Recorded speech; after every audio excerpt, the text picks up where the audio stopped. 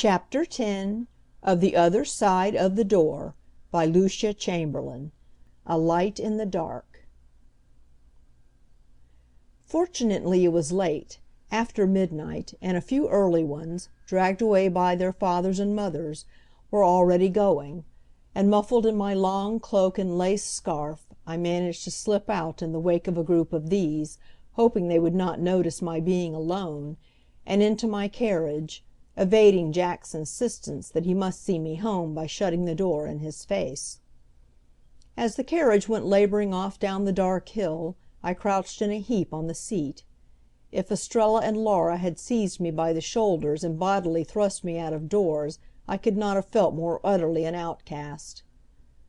"Does every one feel like that about me, even my friends?" I thought. All my life I had been taught, and had believed, that only good came of telling the truth. Well, now the opportunity to prove that had come. I had done what had been demanded of me, and every one looked upon me as though I were inhuman. Had all the laws of the universe been suddenly turned upside down? Ought my lips to have been sealed instinctively by what I saw? Ought I to have been struck dumb on the witness stand? Was it true, the terrible injustice of Laura's words, that because of me, not alone the story I had told, but my looks, my misery, my very pity for him, he had been convicted? I was recalled to my surroundings by the rocking of the carriage. Great rains which had fallen lately had left the roads gullied and rough as the sea. The moon would not rise until after 1 o'clock, and what made our progress really dangerous, something had gone wrong with the carriage lights. They dwindled and went out when we were but a block on our way, and no scratching of matches would make them stay lighted for a minute. At the foot of the hill the driver brought the horses to a halt, and informed me that the road ahead looked impassable. I peered out of the window.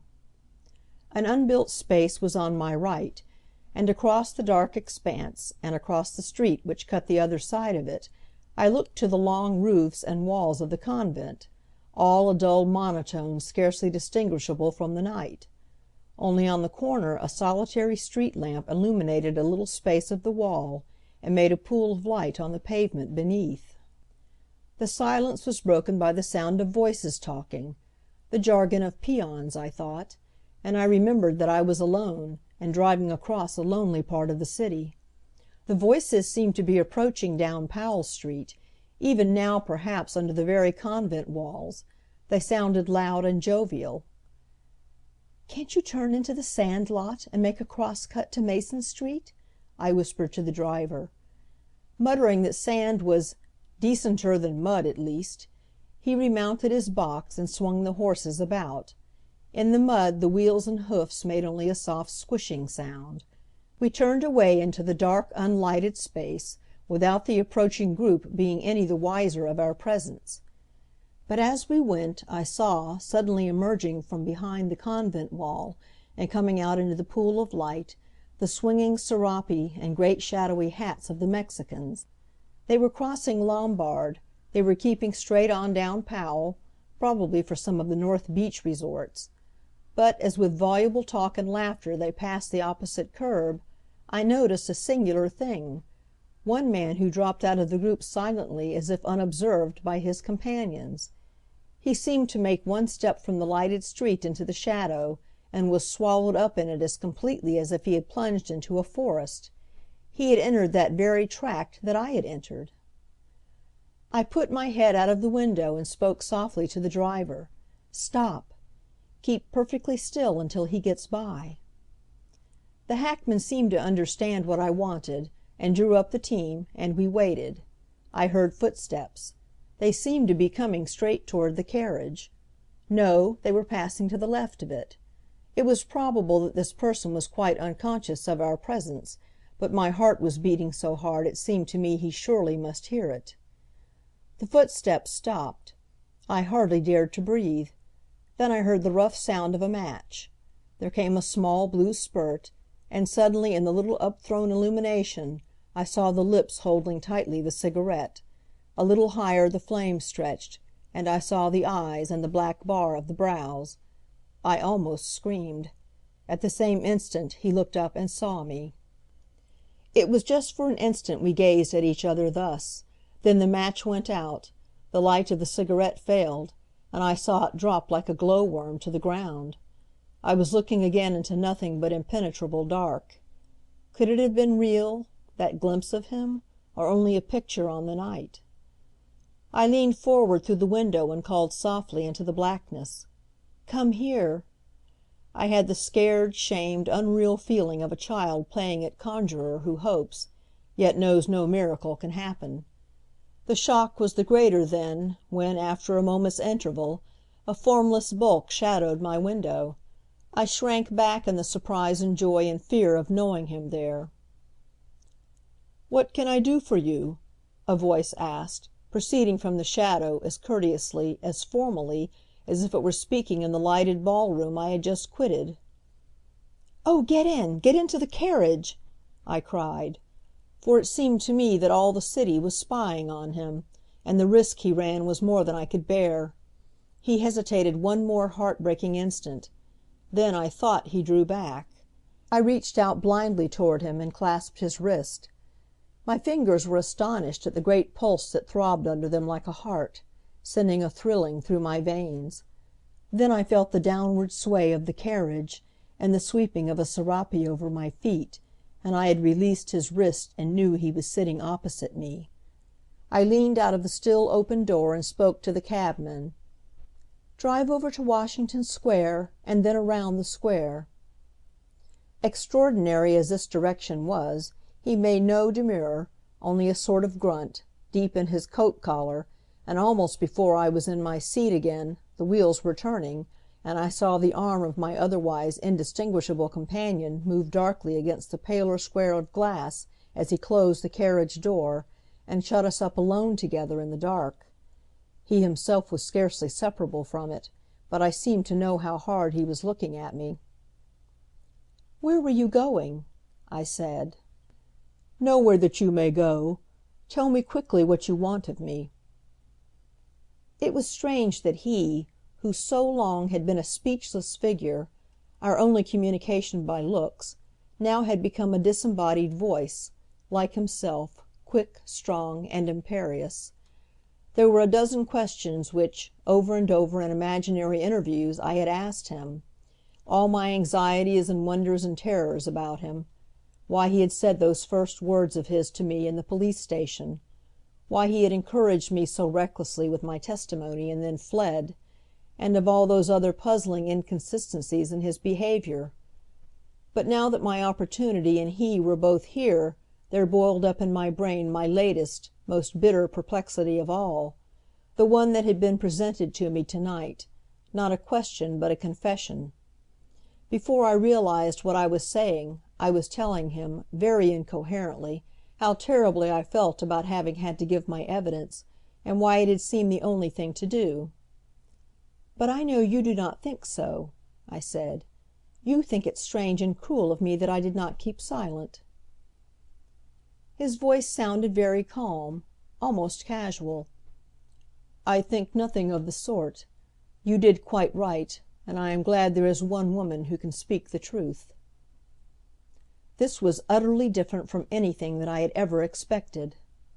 "But," I stammered, "from the way you looked at me first when you ran out at the door, and then again when I had to tell them who you were, I thought—" I heard the sweep of his serape as he leaned forward toward me.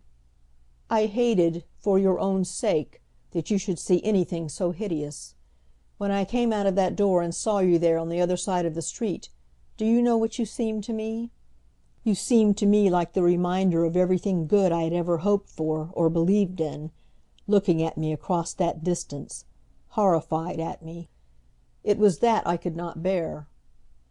His voice sounded harsh and uncertain, but it was better to hear than the even off-hand tone he had used at first. "I hated to see you have to go through that sordid business in the police station," he said. "Hated to have you dragged through the court, to think you had to touch such things, even to know that they exist. I could not forgive myself. But what are you doing here alone at this hour of the night?" He broke off suddenly. the half stern, half protecting note, made my heart beat. "I was at a ball," I stammered. "I came away suddenly because I couldn't bear it. I heard them talking behind the curtains. They said it was I who had convicted you."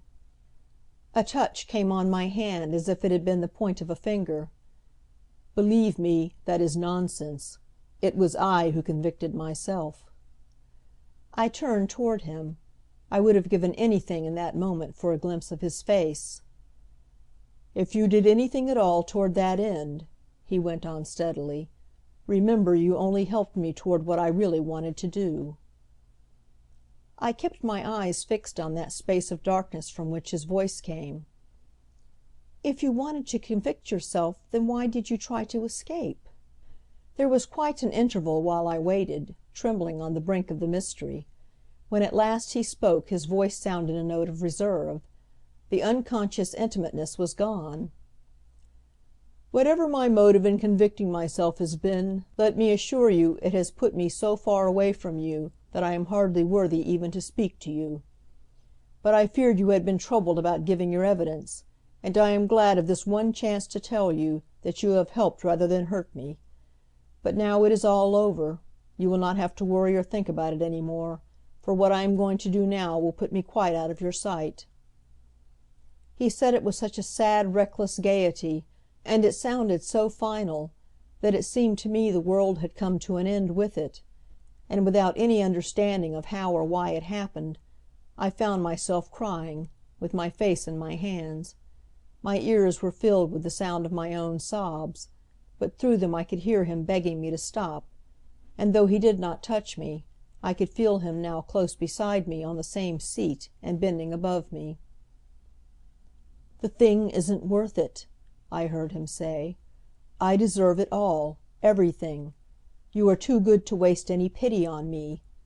But I love you for it. I have loved you since the moment I saw you staring at me as if I were the devil. I loved you when you came to the prison and pointed me out for what I was, the man with the pistol. I will never forget you." At that I cried all the harder, but now there was a curious feeling of comfort in it. All the misery I had kept shut up in my thoughts for so many weeks seemed to be running out with my tears. "What can I do to make you feel differently about it?" he was pleading. "Don't do what you are going to do," I whispered, muffled up in my handkerchief. He made a queer little sound in his throat. Amusement or despair, I couldn't tell which. "Don't you know I can't stay here? Whether I shot the man or not, I am forfeit. I have to go. But before I do I want to tell you one thing. You won't believe it, but here it is. I didn't shoot Rood." A great weight seemed to slip from my heart. I dropped my hands and looked up, and instead of darkness there was his face above me, great shadowy hollows for the eyes, and a soft gray shadow for the mouth. His hat was thrown aside and I could see a faint light on his forehead. It seemed like a miracle in the first wondering moment. The next I understood what had happened. The quarter moon was rising, and everything was filmed with her dim silver. For a little I looked up at him quite contentedly, with a feeling of peace at my heart that I had not felt since I had first seen him. "Of course I believe you," I said. "I was only so frightened because in the court you wouldn't speak, and no one would speak for you and explain how it happened. It made it seem as if you were the one. That was why every one thought so." He smiled rather grimly. "Yes, that is what I supposed." "But now you will go back. You will tell them how it really happened. You will be proved innocent?" "I can't be proved innocent," he answered harshly. "There is nothing here for me." Yet all the while he looked at me so wistfully that it was hard to understand. "But there is I said. "Doesn't it matter to you that I care?" He did not move or speak, only kept looking down at me with those dark hollows of his eyes. Not a glimmer of light moved in them that I could see, and listening to the deep come and go of his breathing I felt frightened. "No, I never thought, I never dreamed such a thing was possible," he said at last, in a queer, shocked, half awed voice. You don't know what you are talking about, child." And he leaned forward, resting his elbow on his knee and his forehead in his hand. "But I do know. I care terribly. All these days when I haven't known what had become of you I have been understanding it, and I am glad I said it." I put my hand on his, which rested on the seat beside me. He shook it off, pushed it away from him. "No, don't do that," he said quickly. "Don't tell me that it is so. You are too good for it." Then he said slowly, measuring every word as if he meant I should clearly understand, "This comes too late for me. I have gone too far in the wrong direction, and now I am going away with the Spanish Woman." "No, no, no!" I cried vehemently. "You must not! You are too good for that!" "No, that is all I am good for now, and she has done everything for me. The sortie at the courthouse was hers. She has kept me hidden in her house all these days, and, when that was searched, in the convent garden. She has chartered a lugger to take us to Mexico. It is lying out in the bay now on the other side of Chestnut Street Hill. She has slipped me out of her house with a group of her peons for a screen. I am going aboard now. She is coming out at dawn." He lifted his head and looked at me again, smiling a little. "And if your conscience can keep you from reporting this before 8 o'clock this morning, we shall be safe." He said it in a monotonous, dull tone, as if there were no longer any question about it, as if for some reason the thing were irrevocable. And yet I couldn't understand why. There was no reason in it at all that one could see. I had the dreadful sense of fighting something invisible. "But all that she has done for you," I insisted, "hasn't made any one happy. It has only kept making things worse and worse for you and every one else, and finally it has made you a coward." How that made him wince! "That's not quite the fact. That's too ugly," he said quickly. "I can't let you think that. It isn't all my weakness. It is partly that I owe it to her. I am bound to do this, just as you are bound to speak the truth in court. You won't understand it, I know, for to you the world is black and white, and each incident stands by itself. But as a man lives these incidents are interwoven like the links of a chain, each one depending on the others, so that sometimes what appears to be a bad thing is really the only decent thing if one knows the circumstances." "But it is because you are only looking at a little string of wrong things that the last one of them looks right, because it's like the others," I said. "If you go back to the big wrong that started them all and straighten it out, you will see that everything that follows will straighten itself." He threw back his head, looking down at me with an expression I could not make out, astonished, incredulous, and half ashamed. "Out of the mouths of babes." I thought that was what he said very softly. Then, "And this great wrong, Miss Fenwick?" I was conscious that somehow I had gained an advantage, and I kept my eyes upon him as if in such a fashion I could hold it tight. "You must tell them how Martin Rood really died." "Ah, never!" The word rang with such unexpected finality that all my hope went tumbling at the sound. "Oh, he loves her, he loves her!" I thought, and my pleading became the pleading of despair. "Yes, yes, you will go back, if not for my sake then for your own, and tell them what you have told me, and the rest of it, and I know everything will come out right." He still kept gazing at me with that puzzling expression, only now there seemed to be more of tenderness than of incredulity in it. "You seem to have great faith in things coming out right." "Oh, but it's true," I urged. "They will, if only you will go back and face the thing." Slowly he shook his head. "Yes, it may be true. It may even be workable in some cases. But I have got too far away from what is right ever to get back. If I should try, I would only succeed in doing some one else still greater wrong, a wrong that even you, with all your awful sense of justice, could not ask me to do." He turned from me, and sat for a little while gazing straight before him, and I looked at his stern profile set against the window glass, saw the shift of expression upon it, and knew that he was thinking.